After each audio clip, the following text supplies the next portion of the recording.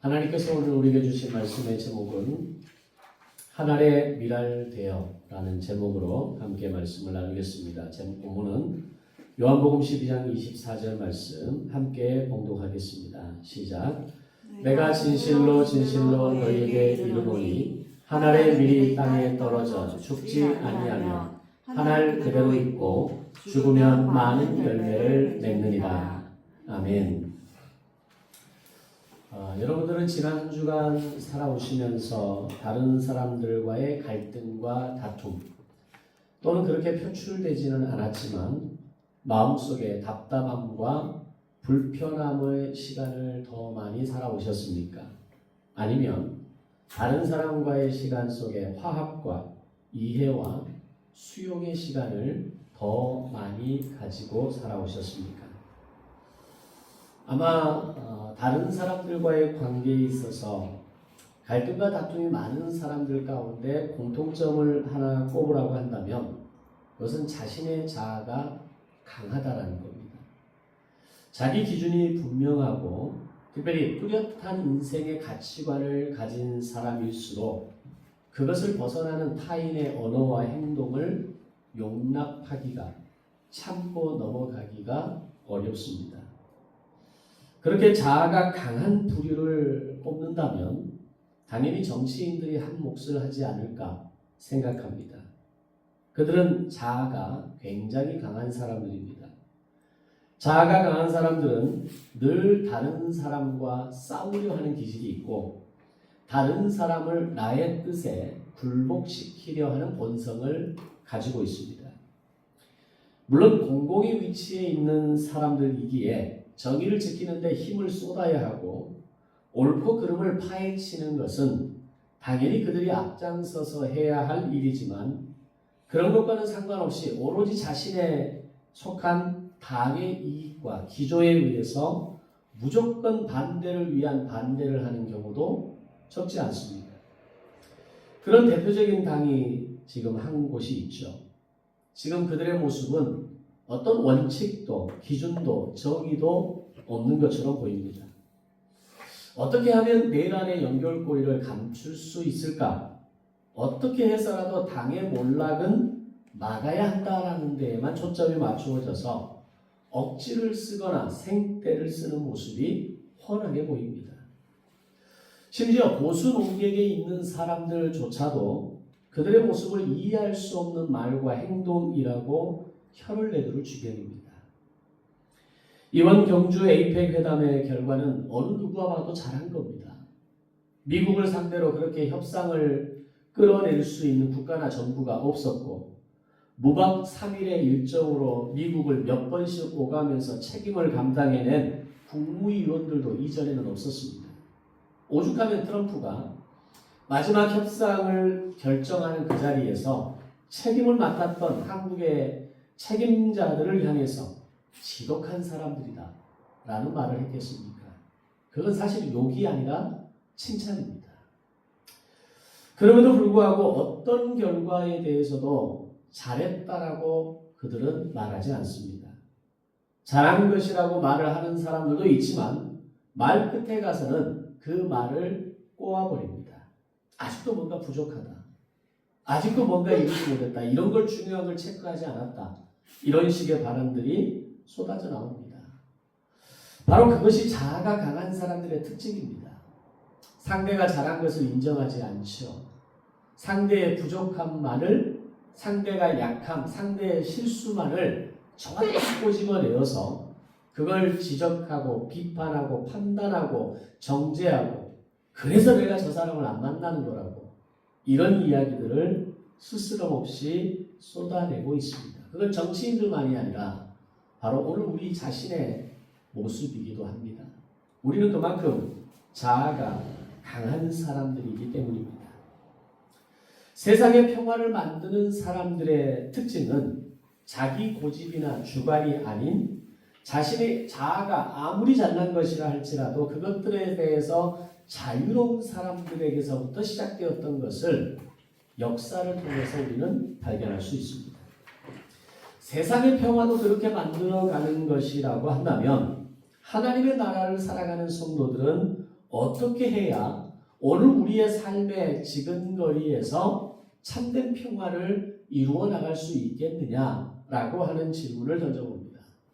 바로 성도가 신앙의 깊이를 깊이 있게 경험할 수 있어야 된답니다. 성도의 신앙의 깊어짐을 한마디로 표현하면 자아가 무너지는 것이다 라고 말할 수 있습니다. 이걸 우리에게 익숙한 말로 바꾸면 자기를 부인하는 것이다 라고 말할 수 있습니다. 타인에 대해서 지독한 자기중심성을 버리고 나를 부인하고 하나님 앞에서도 다른 사람들 앞에서도 나를 부인하고 내려놓을 수 있는 것, 이게 신앙의 깊어짐의 정확한 표현이다라고 말할 수 있는 겁니다. 그런데 오늘 우리가 살아가는 현실 속에서 그렇게 자아가 무너진 사람을 찾아보기가 어렵습니다.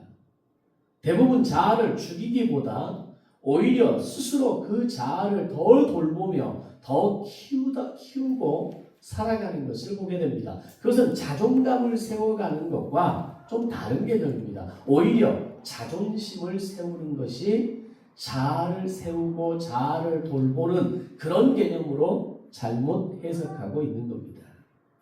그래서 그런 사람을 가만히 들여다보면 나이가 들면 들수록 자아를 줄이고 다른 사람을 돌아보는 것이 아니라 자기의 자아가 더 커지고 더 거인이 되어서 결국에는 주변의 사람들을 다 떠나보내거나 내 주변에 한 사람도 남아있지 못하도록 죽이는 경우가 허다하다라는 겁니다. 그래서 그런 사람의 곁에는 나이가 들수록 사람이 없습니다. 좋은 사람은 다 떠나가고 외롭게 늙어가는 사람들이 남아있을 뿐입니다.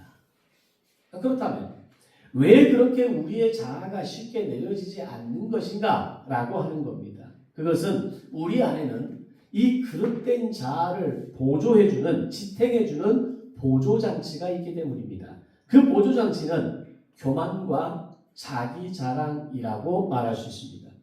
그럼 교만과 자랑은 그 말의 느낌처럼 많은 것을 소유한 사람들에게 나타나는 걸까요? 그렇지 않습니다. 반대로 배우지 못한 사람, 가진 것 없는 사람, 자랑할 것 없는 사람, 근데 의외로 상처가 많은 사람, 이런 사람들이 자기 방식으로 자기를 자랑하고 자기의 교만으로 가득한 사람들이 훨씬 더 많다라는 겁니다. 그렇게 형성된 자랑과 교만은 굉장히 단단하고 굉장히 거칠고 굉장히 뾰족하게 나타나는 경우가 많습니다. 심지어 교육과 교양과 종교조차도 이 자아를 포장하는 수단이 될 수 있다는 겁니다. 내가 어디 학교를 나온 사람이다. 내가 어디까지 공부한 사람이다. 나도 배울 만큼 배웠고 알 만큼 아는 사람이다. 내가 교회 장로이고 내가 교회 목사다. 이런 것들이 아무리 그럴듯하게 보여지고 그것들을 사람들 앞에 자랑한다 할지라도 그것은 마치 자기들이 발견한 최선의 도구가 겨우 나뭇잎이었던 것처럼 자신들의 벌거벗음을 가리우는 아담과 하와의 행위와 같은 것이라는 겁니다. 결국 내가 자랑하고 내가 교만의 제목으로 삼았던 그 모든 것들이 햇빛 한 번이면 말라 비틀어지는 것이고 비 한 방울이면 찢어져 떨어져 나가는 것이 어긋난 자랑과 교만의 실체라는 겁니다. 그들이 만들어낸 결과는 뻔하지 않겠습니까? 모든 것이 임시 방편일 뿐이라는 겁니다. 그런데 많은 사람들은 여전히 이 자랑과 교만이라고 하는 보조장치를 통해서 자기의 자아를 마음껏 세워가고 그 자아 중심성 속에서 살아가는 사람들이 너무나 많다는 겁니다. 시대가 흘러가면서 소위 어떤 1인 가정의 수, 작은 어떤 규모의 가정의 수가 많아지면 많아질수록 이 자기 중심성은 더 강해지는 것 같습니다. 그런데 하나님은 우리가 그런 자아를 키우고 가꾸는 일을 허락하지 않으신다는 겁니다. 내 자아를 스스로 돌보고 내 자아를 키워서 내 자아를 거인으로 만드는 것을 하나님은 기뻐하지 않으신다는 겁니다. 오히려 그분은 우리가 원하지 않는 방식으로 우리를 찾아오셔서 우리의 그릇된 자아를 여지없이 부셔버립니다. 마치 바벨탑을 쌓아갔던 고대 그들처럼 그들이 이제는 하나님과 같이 될 수 있겠다. 우리가 이제는 하나님을 맞댈 수 있는 거리가 되겠다라고 하는 그런 엄청난 자아중심성을 하나님께서 언어의 혼잡을 통해 깨뜨리셨던 것처럼 오늘 우리의 그릇된 자아가 더 이상 커서 그것이 나를 함몰시키지 않도록 나를 멸망시키지 않도록 하나님은 나를 부셔버린다는 겁니다.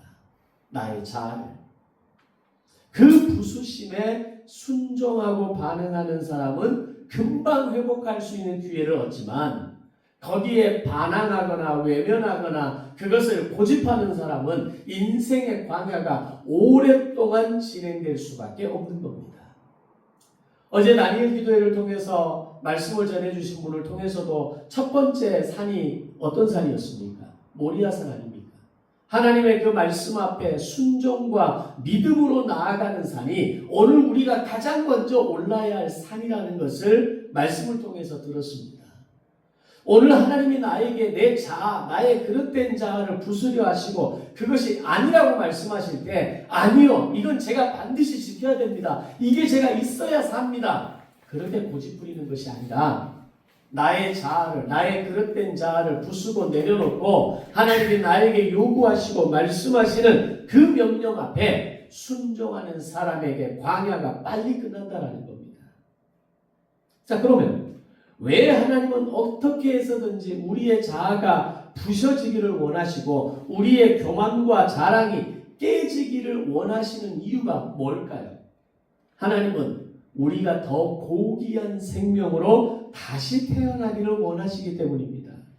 예수님께서 이 땅에 오신 이유도 마찬가지입니다. 주님은 우리의 자아를 아름답게 꾸미기 위해서 오신 것이 아니라 그 자아를 박살내기 위해서, 깨트리기 위해서 오셨다라는 것을 우리는 알아야 됩니다. 이 사실을 깨달은 사도 바울이 나중에 가서 뭐라고 이야기합니까? 나는 날마다 죽노라 라는 고백을 하게 되는 겁니다.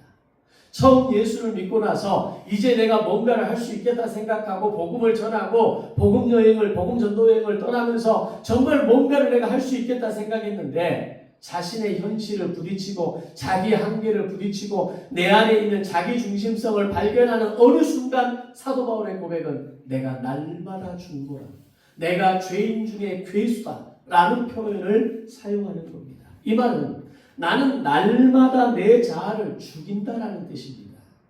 그렇게 자아가 죽지 않으면 진정한 영적인 성장을 얻기 때문입니다. 왜 우리가 자꾸 죄 가운데에서 늘 방황하고 헤매는 인생을 살아갑니까?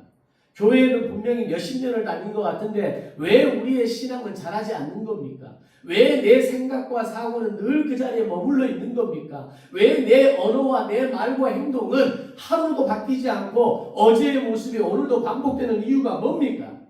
그건 우리의 자아가 시퍼렇게 살아있기 때문입니다. 나의 자아가, 나의 그릇된 자아가 나의 교만과 자랑의 보조장치를 덧입어서 거인이 되어져서 나의 신앙의 성장을 방해하고 나의 언어의 성장을 방해하고 나의 가치관을 방해하고 내 중심성이 더 옳다라고 말해주는 이 사고 속에서 살아가고 있다는 겁니다. 그 시퍼렇게 살아있는 자아를 죽이지 않으면 어떻게 될까요? 우리는 세월이 흘러도 어른으로 익어가는 것이 아니라 단지 노인으로 시간에 시간을 더해가는 늙은이가 되어갈 뿐이라는 겁니다. 그런 노인의 모습을 한번 들여다보십시오. 그런 노인의 나의 미래의 모습을 한번 미리 상상해 보십시오. 초라할 수밖에 없는 겁니다. 진정한 신앙의 품격은 나이를 먹어가는 데 있지 않습니다. 진정한 신앙의 품격은 자아가 죽어갈수록 그리스도의 향기를 품어내는 품격 있는 어른 신앙이 되어질 때 진정한 신앙의 품격이 완성되어져 가는 겁니다. 그래서 우리의 주변에 그런 사람들을 간혹 만나게 되면 너무 행복한 겁니다. 그런 진정한 어른을 만나고 게다가 그가 신앙의 품격을 가진 어른이라는 걸 깨닫게 알게 되었을 때에는 야, 나도 저렇게 늙어가고 싶다. 나도 저런 모습을 갖고 싶다. 나도 저런 언어를 사용하고 싶고 나도 저런 안목을 가지고 싶고 나도 저렇게 미래를 들여다볼 수 있는 그런 지혜를 가지고 싶다라는 생각을 하게 되는 겁니다. 여러분들은 그렇게 바라볼 수 있는 어른들이 있으십니까? 여러분의 주변에 여러분이 만나는 사람들 가운데 정말 신앙의 품격을 갖추고 있는 사람들로서 그렇게 내가 존중하고 존경하고 내가 닮아가고 싶고 그래서 나의 자아도 저런 자아의 모습으로 완전히 무너져서 어른 신앙으로 어른 자아로 그렇게 되어지고 싶다라는 분을 여러분은 만나고 계십니까? 정말 우리 주변에는 그런 사람을 만나기가 쉽지 않습니다. 그런 사람을 찾기가 너무 어렵습니다. 그래서 오늘 한국의 기독교가 세상으로부터 자꾸 손가락질을 받고 있는 겁니다. 어른이 없습니다. 한국 교계에도 어른이 없습니다. 예전에 오카노 목사님이 있었고 하용조 목사님이 있었고 정말 믿음의 뿌리를 가지고 건강한 신앙의 말씀으로 그 한국 교회를 세워갔던 어른 목회자들이 이 땅에 너무나 많았습니다. 그런데 지금은 이름을 언급하지 않겠습니다. 그런 사람들이 한국교회를 책임지고 있다고 이야기하고 있고 대형교회를 책임지다고 하고 있고 그런 사람들이 한국교회를 대표하는 사람들이라고 말하고 있는 오늘 우리의 한국교회의 현실인 겁니다. 오늘 본문은 주님이 말씀하십니다. 하나의 밀이 땅에 떨어져 죽지 아니하면 하늘 그대로 있고 죽으면 많은 열매를 맺느니라. 아멘. 이 말씀은 예수님께서 자신의 십자가 죽음을 예언하시면서 하신 말씀입니다. 동시에 우리 모두에게 주어진 영적 원리라는 것을 알아야 됩니다. 씨앗이 죽어야 열매를 맺듯 우리가 죽어야 우리의 자아가 죽어야 우리의 믿음이 자라나는 겁니다. 우리가 오늘도 음식을 먹고 영양분을 보충받아서 살 수 있는 것은 수많은 씨앗이 죽어서 열매를 맺은 결과라는 겁니다. 마찬가지로 하나님의 나라는 우리의 열심이나 노력으로 확장되는 것이 아니라 오직 나의 자아의 죽음을 통해서 시작되는 것이고 확장되는 것이라는 걸 알아야 됩니다. 그렇게 내가 죽을 때 내 안에서 예수 그리스도가 일하시는 겁니다. 나의 삶 가운데 내가 죽어야 주님이 나의 삶 가운데 일하시는 겁니다. 나의 계획을 내려놓아야 하나님의 계획이 나의 삶 가운데 시작되는 겁니다. 나의 자아가 죽어야 하나님의 하나님 되심이 내 삶 가운데 내 인생 가운데 시작되는 겁니다. 자, 그럼 어떻게 해야 나의 자아를 죽일 수 있을까요? 그렇게 자아가 죽어야 한다고 말하는데 어떻게 하면 자아가 죽을 수 있냐라는 겁니다. 불행한 것은 세상의 그 어떤 것으로도 교만과 자랑으로 가득한 자아를 죽일 수 없다는 걸 우리는 알아야 됩니다. 잠시 잠깐 되는 것처럼 보이지만 여지없이 다시 나의 원래 모습으로 옛 모습으로 돌아가게 되어 있습니다. 아무리 교양으로 가득하고 아무리 독서를 많이 하고 아무리 세상의 지식으로 많이 내 안에 담아낸다 할지라도 그것이 나의 자아를 깨뜨릴 수는 없는 겁니다. 오직 한 가지 방법으로만 가능합니다.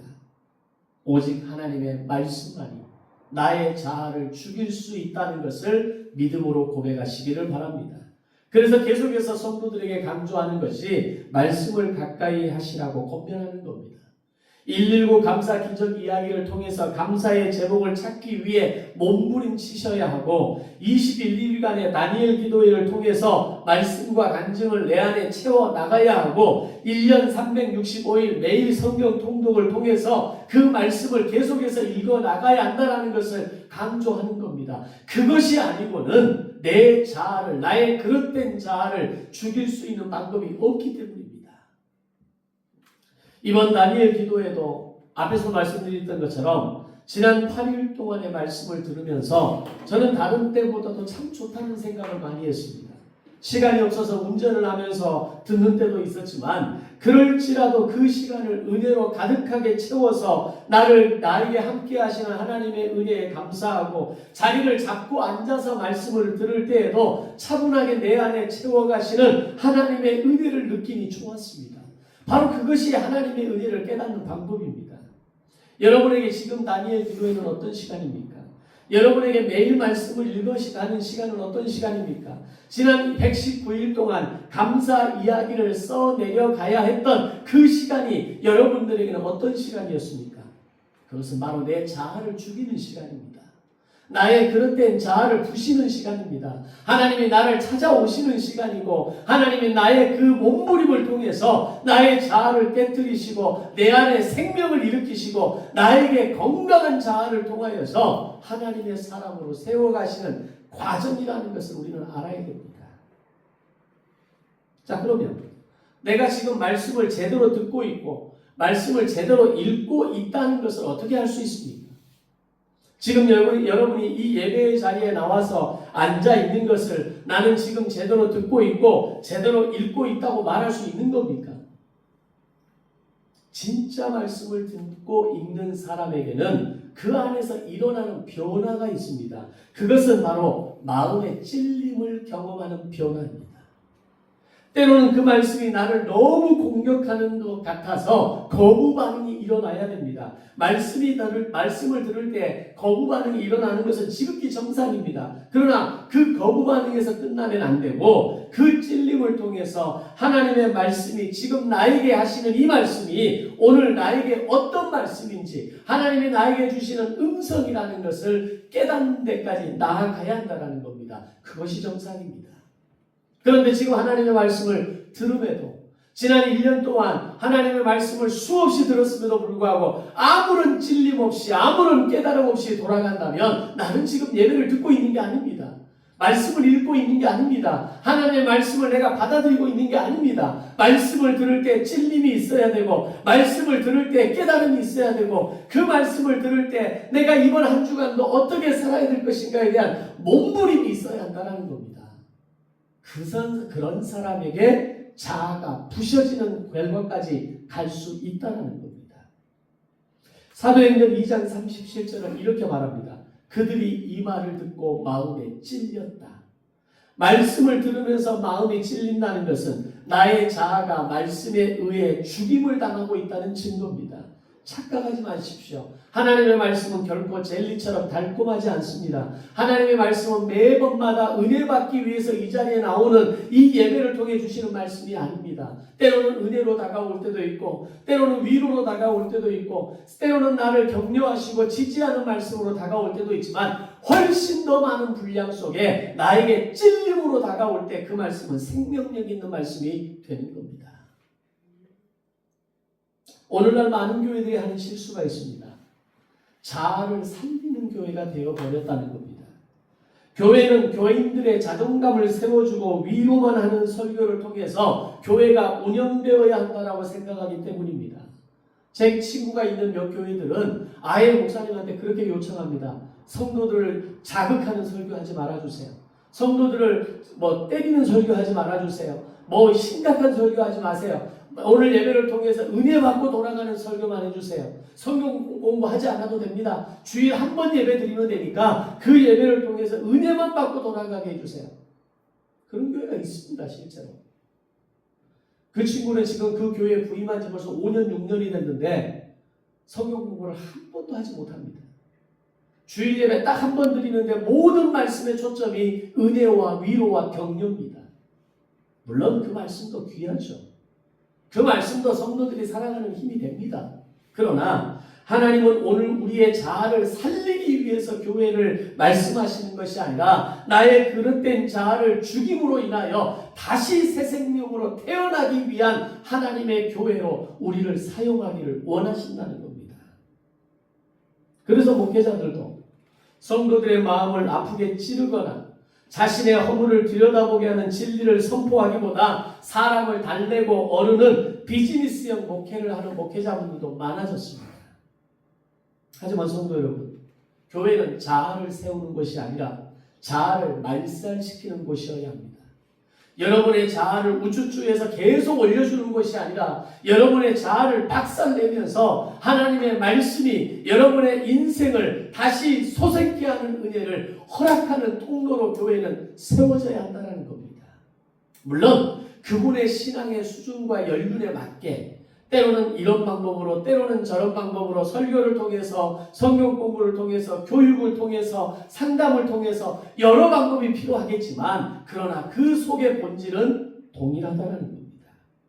시편 23편 3절에서 다윗은 이렇게 고백합니다. 내 영혼을 소생시키시고. 이 말은 내 영혼이 죽어야 다시 살아날 수 있는 겁니다. 살아있는 영혼을 왜 소생시킵니까? 심폐소생을 왜 합니까? 죽어가는, 완전히 거의 숨이 끊어져서 이제 이게 심장이 뛰지 않는 그 몇 분에 시작하는 게 심폐소생 아닙니까? 다시 소생시키기 위한 것이 심폐소생입니다. 오늘 하나님이 내 영혼을 소생시키시고라고 하는 이 다윗의 고백은 내가 완전히 죽어야 하나님이 나를 다시 살리시는 것이 시작된다라는 의미입니다. 하나님은 우리가 죽어야만 다시 소생시키십니다. 따라서 예배란 영적인 피냄새가 나는 곳이어야 합니다. 구약의 제사처럼 내가 직접 짐승의 목에 칼을 찔러 넣어서 그 짐승이 피 흘리고 죽어가는 현장을 눈으로 지켜보면서 그 피 비린 날을 맡아가면서 내가 다시는 죄를 짓지 않겠습니다라고 다짐했던 것처럼 지금의 예배는 자아가 찔리고 깨지고 죽는 자리여야 한다는 겁니다. 그때만이 나의 자아는 다시 살아나는 생명의 소생을 경험할 수 있기 때문입니다. 이게 이 땅을 살아가면서 우리가 경험하는 부활이라는 겁니다. 부활은 다음에 우리가 죽어서만이 경험하는 부활이 아닙니다. 주님이 다시 오실 때 경험하는 부활만이 부활이 아닙니다. 오늘 우리가 이 땅에 살아가는 동안 우리는 부활을 경험할 수 있습니다. 뭘 통해서요? 날마다 죽노라 고백했던 다윗의 고백처럼 나의 자아가 죽고 나의 그릇된 나의 자아가 내려놓아지고 오늘 나의 그릇된 모습들이 완전히 포기되어져서 주님이 나를 심폐소생하는 것을 경험할 때 우리는 다시 살아나는 것을 경험하게 되는 겁니다. 예배를 통해 은혜와 위로도 있어야 됩니다. 그러나 듣기에 좋은 말씀만으로 가득한 예배는 결코 나의 신앙을 깨우고 나의 자아를 깨뜨릴 수 없다는 것을 우리는 알아야 됩니다. 자녀를 키울 때에도 우리가 잘 알지 않습니까? 자녀를 키울 때도 마찬가지입니다. 자녀에게 무조건 잘했다 칭찬하고 격려하고 지지하고 그것만이 아니라 때로는 실수할 때는 위로와 격려도 필요하지만 잘못한 일에 대해서는 따끔하게 혼을 낼 수 있을 때 그 자녀를 건강하게 키우는 방법이라는 것을 우리는 알고 있습니다. 오늘 이 시대의 아이들이 자꾸 병들어가는 이유가 뭡니까? 칭찬과 인정과 지지와 격려, 때로는 잘못했던 것마저도 잘못한 엄청난 잘못마저도 괜찮아라고 말하는 부모의 잘못된 가르침으로 인해서 이 젊은이들의 지금의 이 10대들의 지금의 이 어떤 현상들이 일어나고 있는 것 아닙니까? 은혜도 필요하고 위로도 필요하고 지지와 격려도 필요하고 그러나 동시에 바로 잡아야 할 것이 무엇인지 다시 소생되어져야 될 것이 무엇인지 그래서 내가 완전히 죽어야 할 것이 무엇인지를 가르쳐 줄 수 있어야 한다는 겁니다.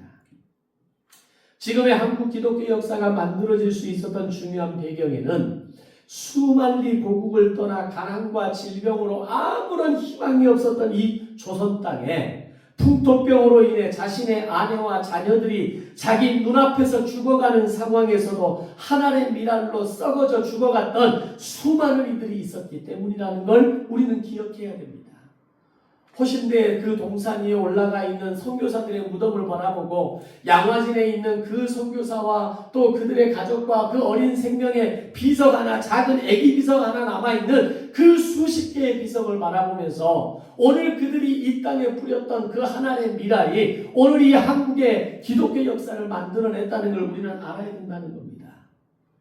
그들이 가난하고 메마른 조선 땅에 복음을 들고 와서 사명을 감당해낼 수 있었던 것은 뭘까요?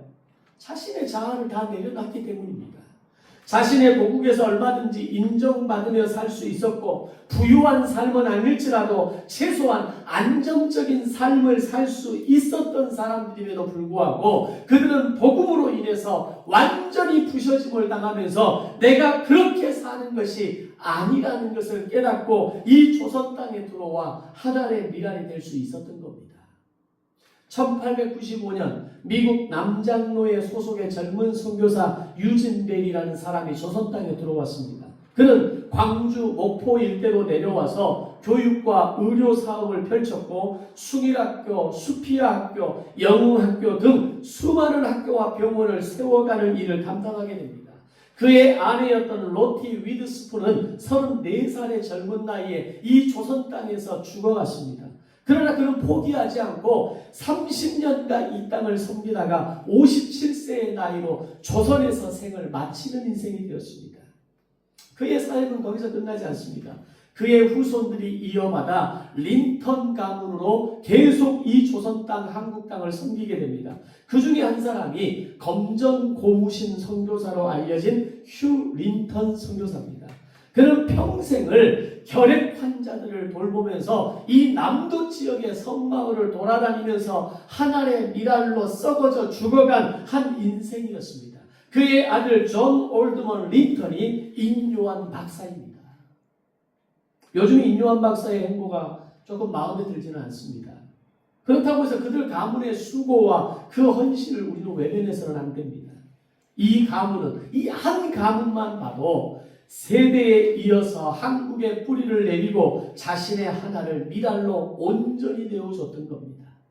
자신의 자아를 완전히 내려놓고 이 조선 땅에 심었을 때에 오늘 수피아 여중여고가 생겼고 또 이 땅에 많은 교회와 또 한국교회 비롯한 여러 교회와 학교들이 세워질 수 있었던 겁니다. 그 많은 선교사들의 죽음과 헌신의 결과로 오늘의 한국교회가 존재하는 겁니다.